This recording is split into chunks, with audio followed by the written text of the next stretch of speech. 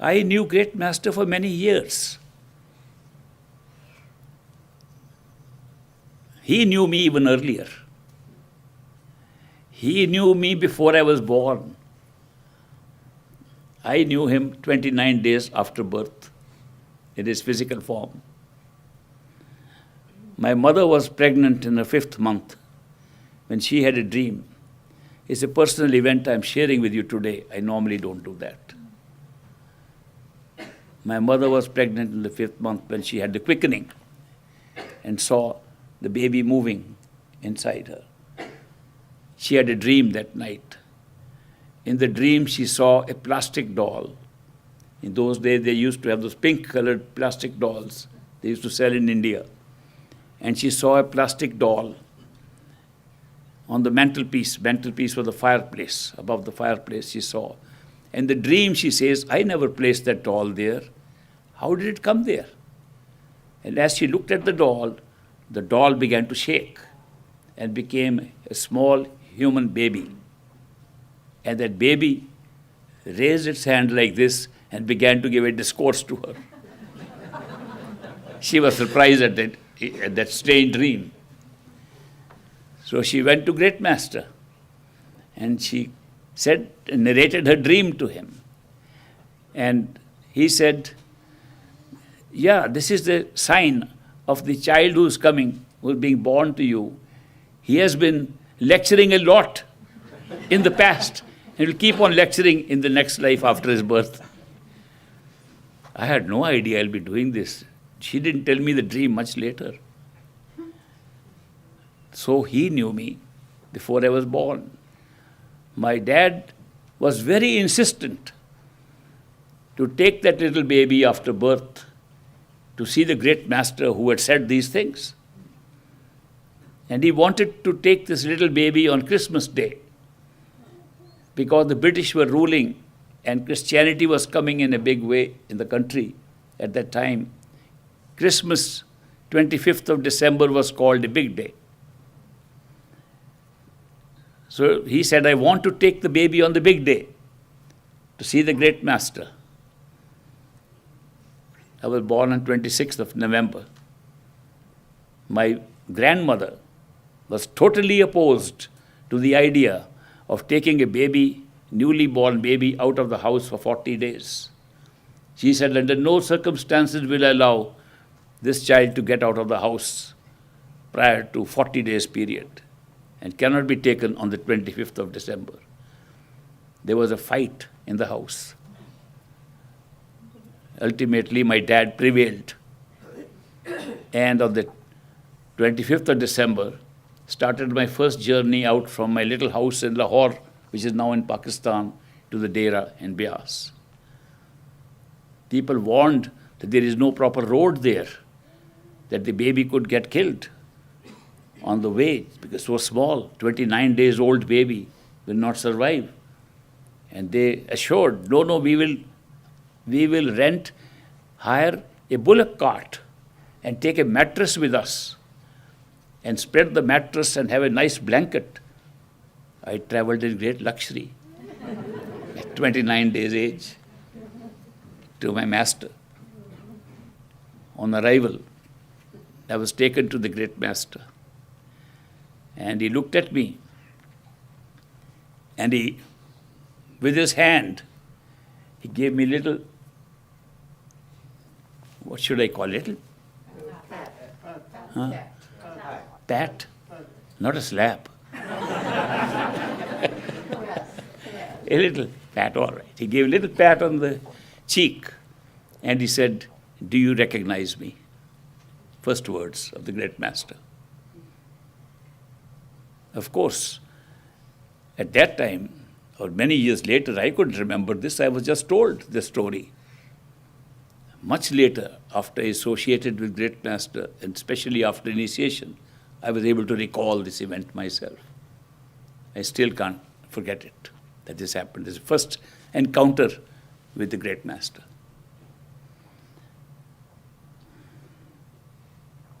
Early on, the Great Master watched over me that I was taken good care of.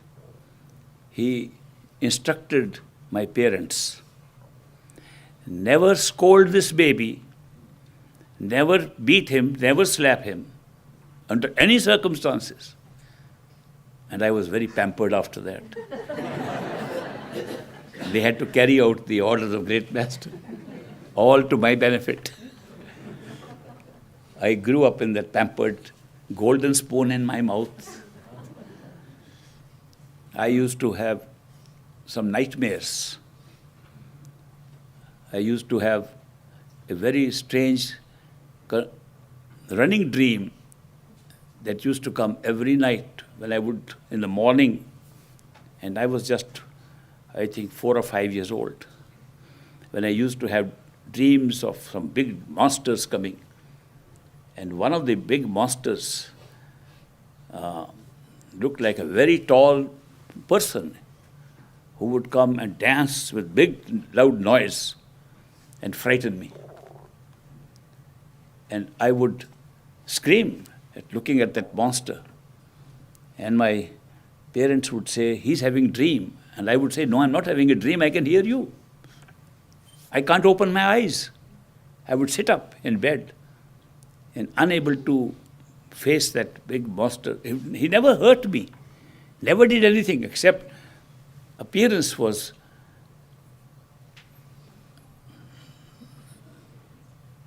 frightening by itself, though nothing ever was by way of hurt or harm caused to me, but the appearance was frightening. So I would scream. And my parents got very worried that what is happening, because it happened every morning. For about 7 days it went on.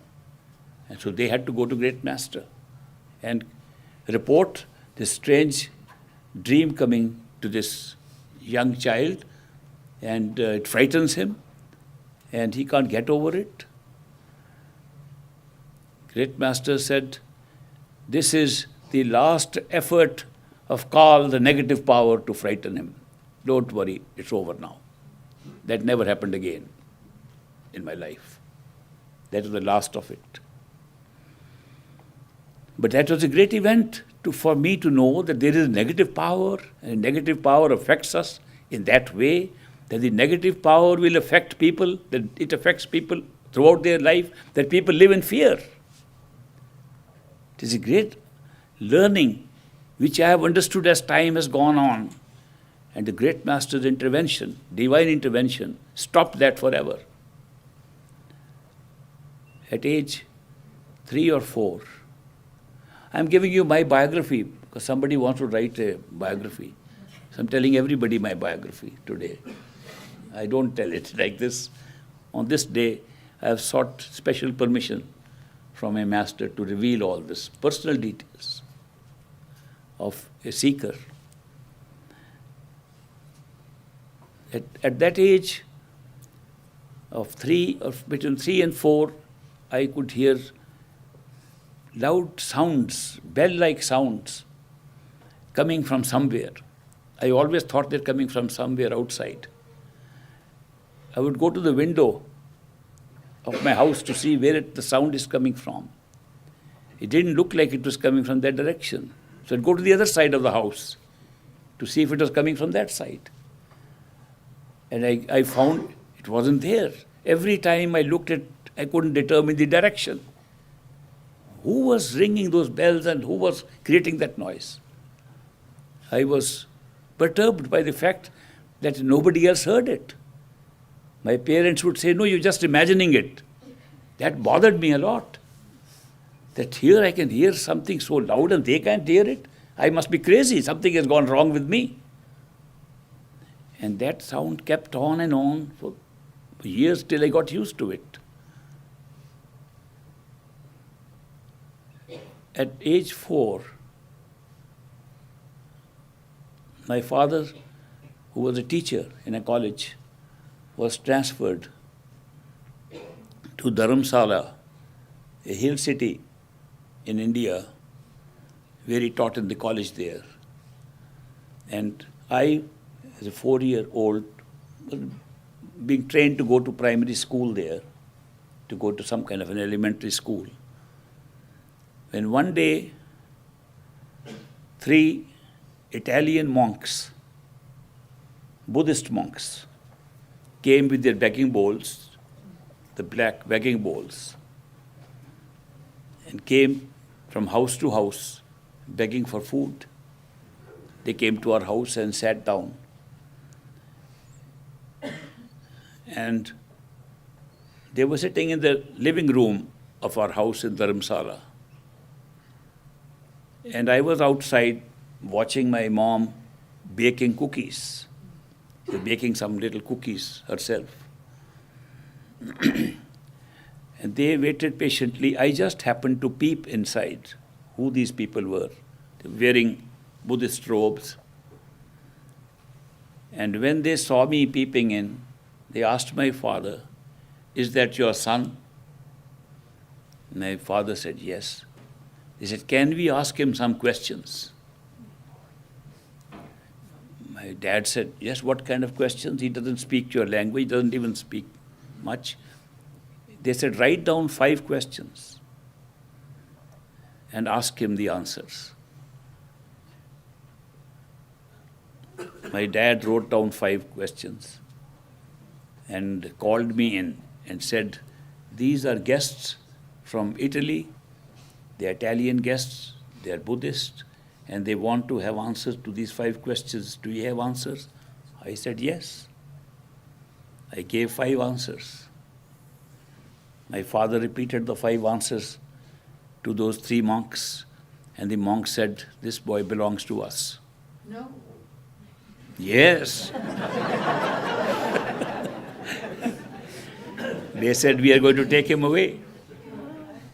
My dad said, "Is that a normal practice for you to go to somebody's house, ask questions and take kids away?" They said, "No, we never done this with anybody.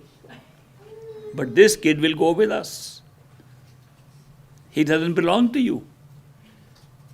And then, of course, my mother also came in. "What is going on?" My dad said, "These guys asked some questions from this little kid, and he's a 4-year-old kid and they want to take him away."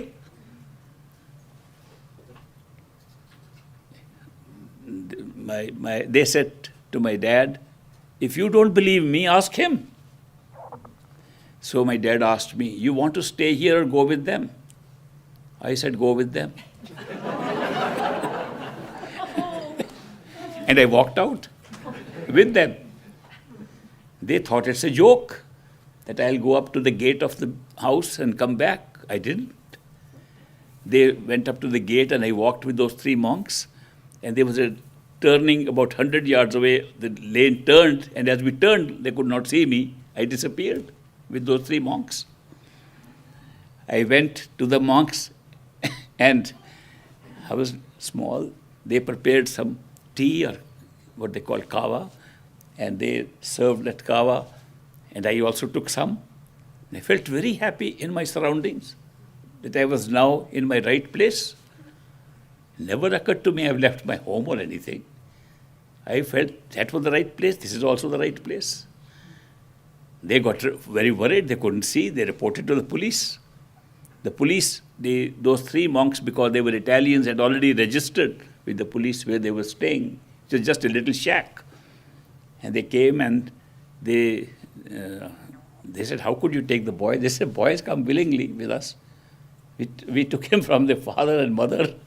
So I was restored back, much to my dismay, back to my parents. This went on till I went to the Deras frequently and met this great master over and over again. He became like a child for me. He would play games like a child. He had very special affection and had great faith and confidence in me, which nobody else had. In fact, on the very first anniversary of my birth, a bandara that took place almost a month later, on the 29th of December, 1927, I was 1 year and 1 month old, hardly crawling and then standing up, and not even sitting too well. On that Bandara day, Great Master asked my dad, when I came to the satsang, it was a little larger crowd than in the beginning. Great Master said, put him on the stage next to me. And my dad said, Master, he's too small. He can't even sit that long. Put him on the stage. I mean, Master could be sometimes very assertive like that. And my father had no choice but to put me, and I, out of either fear or something, sat there as a baby so rigidly that I stood the whole of that Bandara for the whole period without movement. The Great Master knew I could do this. My father didn't. My father only took a picture of that, which I saw much later again. I said, who is that little baby sitting with the Great Master? He told me, it's you. I took this picture. He had, Great Master had great faith. We would go and play around. It was like a family affair. So he gave me a lot of very personal affection that you cannot get normally in this world. My sound kept on going. One day, my grandfather decided this boy should get half initiation. Great Master used to give half initiation to young children who were ready. Half initiation consisted of telling them how to listen to the sound. When they grew up and became teenagers, he would give the second half, how to do Simran, repetition, and then complete the initiation process. He called it half initiation. And those who were already teenagers, he gave them half initiation of repeating the Simran. And when they made some progress, he would give the other half of the sound, and the initiation was complete. He did this with the children of a younger age. So my grandfather, who had become a disciple after my father was the first one in the family to become a disciple of Great Master, because he found him to be a great teacher of philosophy. My father was a student of philosophy and used to ask questions in the metaphysics class about free will, God, how can these things be together, so on, which they could not answer. The professors could not answer.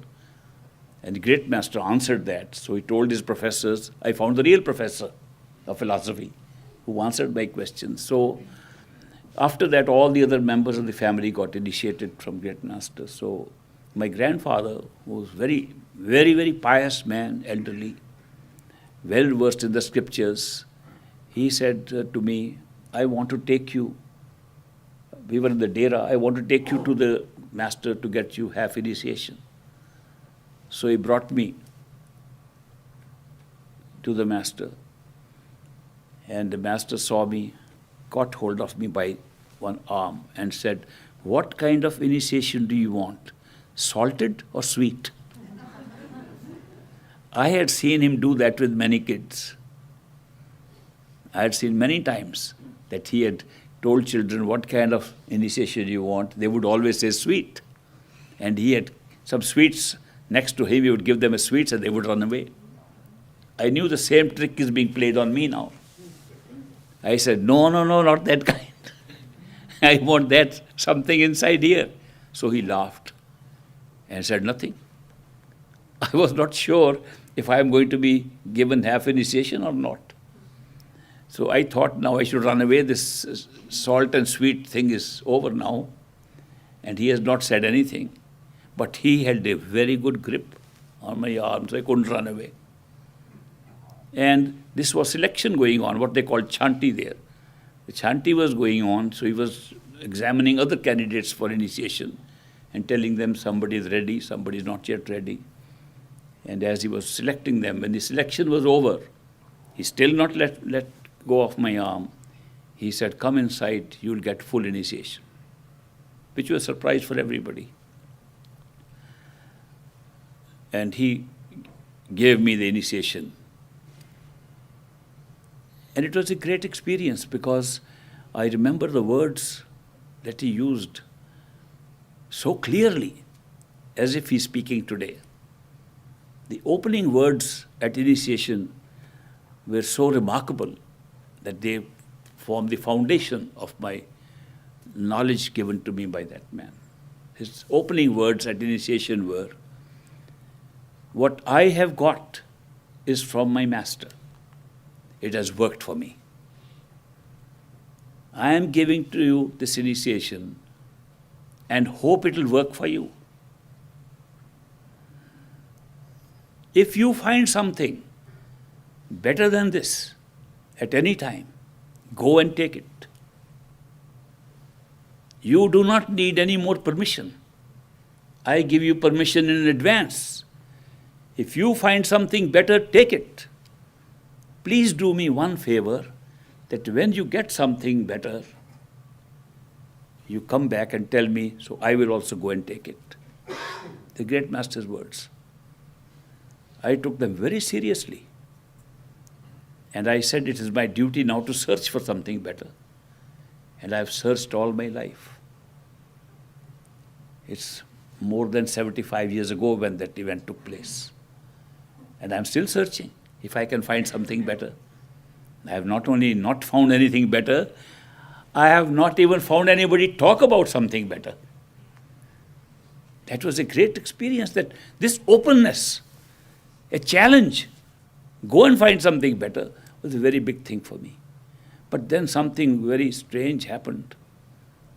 I came home and my father was informed that by my grandfather that your son Ishwar has been initiated and given full initiation by the great master, which is very strange for him at this age. He's not even 10 years old. So it is an exception he has made. My father was so happy, overjoyed, that some 2 other satsangis came and he told them, "You know what good news, my son got full initiation." And they said, "Oh, we are very sorry to hear that." They were followers of great master who told him they were very sorry to hear that I was initiated. And they said, "Do you realize what has happened? You have got him initiated at such a young age. When he grows up, he'll find that you just indoctrinated him and he never had a chance to look for something himself. Therefore, it's not good for the child. You should have allowed him to grow up, search for himself, and then found what is right for him. You did get something very bad." My parents were shocked, but I was overhearing this conversation in the other room. I agreed with them. I said, what a silly thing, I'm thinking I got something big, and I have got something without knowing if there's anything else available. I never had an opportunity to examine anything. And this was just because I was born to this family that I am following this path. That's not fair to me at all. I should have an opportunity to see what else is available and make a choice. Then I realized that all the kids in the world are with this handicap, that they are just being indoctrinated by the religion, the spiritual belief of their parents. When do they get a chance to decide what they want? I might, as a footnote, tell you that I was more mature in my thinking at that time than I am now. I must have grown in reverse. I used to feel I am very old when I was young, and I feel very small when I am now. So I might have grown in the reverse. But these thoughts came to me very strongly, that this is not the way to get onto a spiritual path, that just because my dad believes in it, my family believes in it, I should also follow it. Where did I get a chance to examine anything? First thing that happened after that was the sound that was coming for all these years stopped. People get sound after initiation, my sound stopped after initiation. I couldn't hear anything.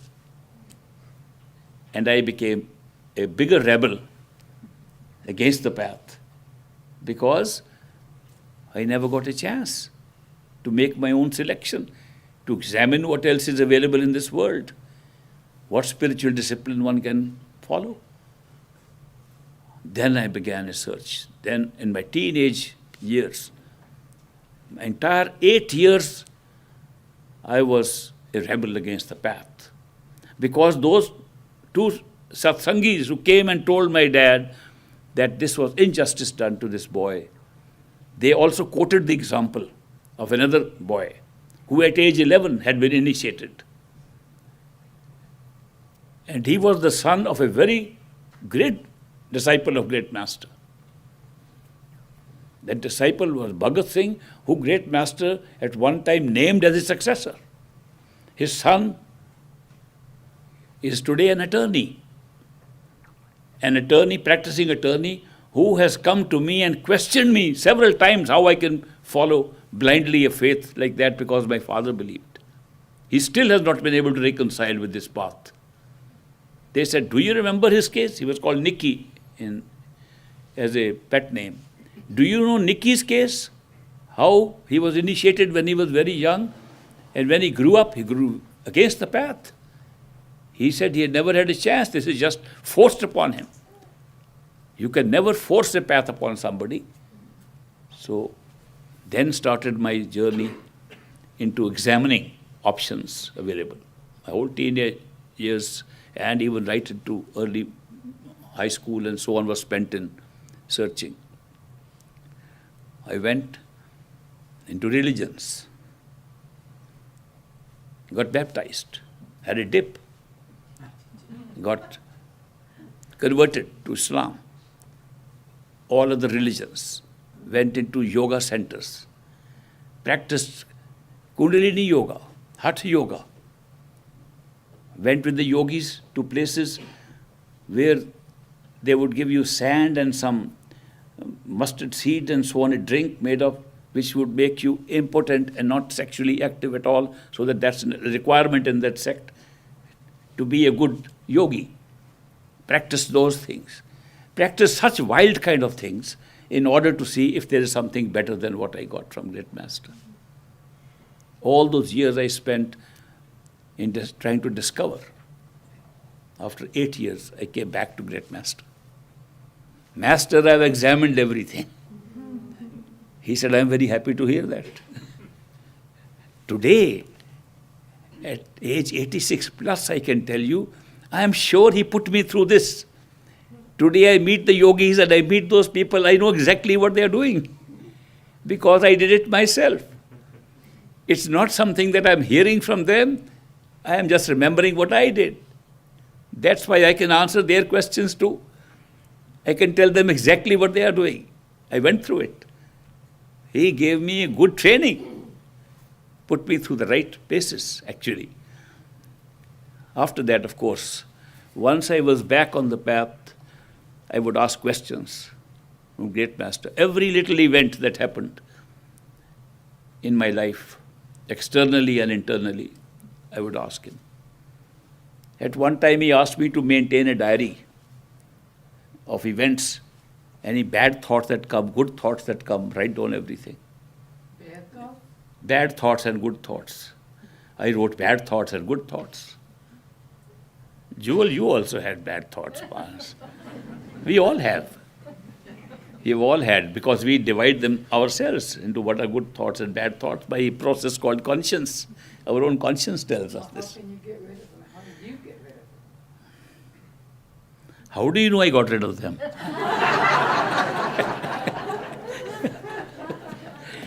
Anyway, the diary process didn't last very long because then I found I didn't need a diary because his grace was immense. It was such a great grace I saw.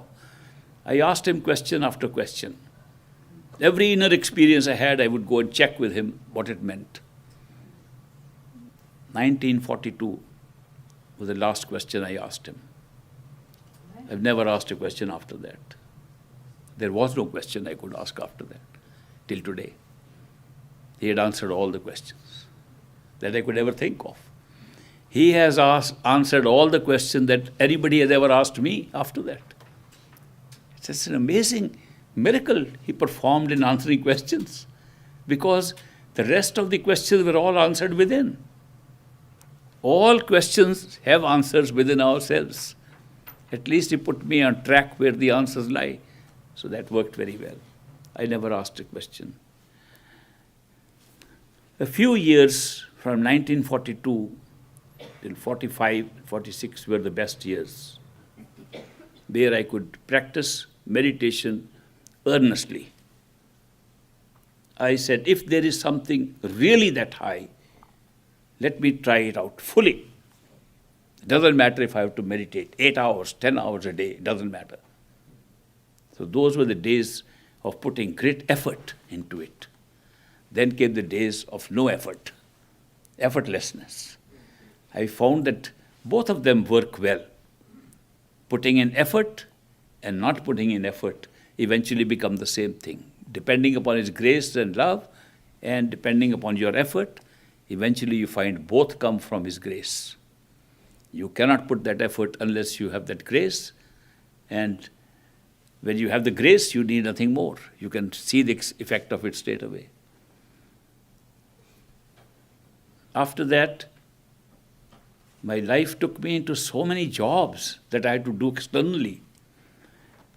Put me into business, put me into government jobs, put me into worldly activities,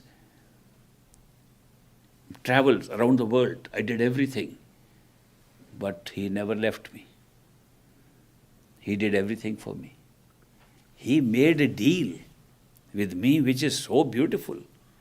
And that deal has worked. And that deal came when I heard a discourse of his satsang, in which he said, it was from a shabad, from one of the scriptures. In Punjabi it said, Kaya Nagar. I don't know, you won't understand, I'll translate. Kaya Nagar, Nagar hai Niko, which Sauda har ras kije. The song relates to this body being a city. In this city, there are many marketplaces. And there's a nice marketplace behind the eyes. And the book says, if you want to have a real deal, go there to that marketplace. I went to the great master. I said, I heard your discourse today. What about a deal in that marketplace? He said, sure. I said, a deal means I give you something, you give me something. It's a transaction, isn't that right? He said, exactly. In a marketplace, a business deal is you get something and you pay for it in another way. So you give something and you take something. Great master agreed. That's a deal. So I said, Master, how about I give you all the pain and suffering and worry that I will get in this world, and you give me all the joy and happiness that it can. I thought he might laugh at it. He said, done. From that day, he's kept his word, I've kept mine. What a deal. That such a deal was possible, I couldn't imagine. It worked. Now, people say, we want the deal. I said, sure. Anybody can get this deal. Anybody can get the deal. The difficulty is not of getting the deal. The difficulty is getting to do your own share of the deal. The share of the deal was, I'll give your worry and my problems to you. People don't do that. They worry themselves. There the deal breaks. If you are really ready to give your worry and your problems to the master, he'll take care of it. Now I have been sharing these things with you for years now. I've been talking to you to such an extent that I have become almost like a parrot. The other day somebody asked me, how do you know all this? I said, I'm repeating like a parrot all that I've learned. The truth is that the masters, perfect living masters, can do everything for you. I did so many jobs. I was the chief secretary of a state government in India. A very responsible job. About 50 secretaries reporting to me, 100 heads of department reporting to me. And I knew nothing of that work. And I saw who was doing it. I was very successful. They all thought I was the successful chief secretary. I wasn't. Great master was the chief secretary. Great master did everything. I didn't know what I'm going to speak. And I spoke like that. I came to this country in the 60s and met some people who were disciples of some masters from India, and met different, because I had met all the current masters people talk to me about. I met all of them in my lifetime. So they were disciples, so I happened to mention this deal to them. They were very upset. They said, that's something very wrong you did. I said, I got a great deal and you say it's the wrong thing. I thought I was a very good businessman, spiritual businessman. They said, no, it's very unfair to your master to put all your burden on the master and to get all the goodies for yourself and put the burden on the master. It's so unfair, so unjust. You did something very bad. They almost made me feel guilty that maybe I did something wrong. Then I thought to myself, they don't know anything what a master is. They have no idea what a perfect living master is. They have no idea he operates outside and inside of us. They have no idea he can sit inside and do everything that is required to be done. And then I put myself up in shape and I said, no, there's nothing to be guilty about, because the deal is open to all. We have to be ready for it. If we are not ready for a deal, we are not willing to give up our worries and problems and don't have enough faith in a master, how will you get the deal? The deal requires complete, unshakable faith that the master will do everything for you, and he will do everything for you. It's a question of the level of your faith.